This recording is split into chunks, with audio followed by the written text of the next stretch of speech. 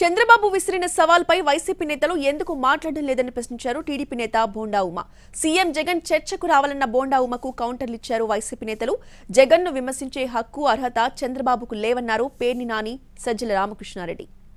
మాజీ ముఖ్యమంత్రిగా చంద్రబాబు నాయుడు గారు కూర్చొని ఈ రాష్ట్రంలో ఎవరు మార్కేంటి, రా నువ్వు టైం చెప్పు, నువ్వు ఏ టైం అంటే ఆ టైము, ఏ రోజు అంటే ఆ రోజు, ఎక్కడంటే అక్కడ అని సవాల్ ఛాలెంజ్ చేస్తే ఎవడు మాట్లాడు?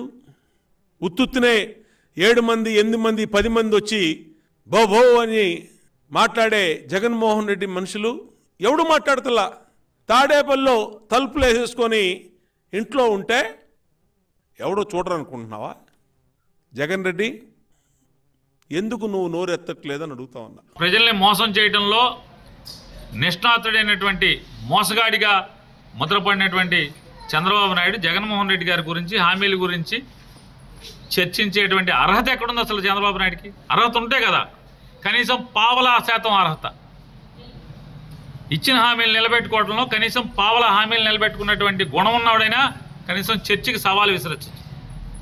బరితెగించినోడు ఏమైనా ఇసురుతాడు, సవాలు ఇసురుతాడు, ఏమైనా ఇసురుతాడు. ఎన్టీ రామారావుకి పథకాలు ఉన్నాయి, రాజశేఖర రెడ్డి గారికి పథకాలు ఉన్నాయి, జగన్మోహన్ రెడ్డి గారికి పథకాలు ఉన్నాయి. చంద్రబాబుకి ఒక్కటంటే ఒక్క పథకం ఏమన్నా ఉందా? అధికారంలో లేని వాళ్ళకి కానీ అధికారంలో వచ్చే అవకాశం లేని వాళ్లకు ఎన్ని ఛాలెంజ్లు సవాళ్ళైనా విసరచ్చు.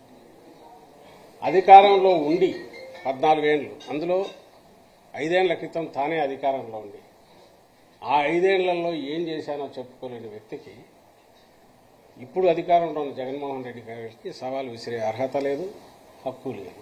నీకు సత్తా ఉంటే నువ్వు 14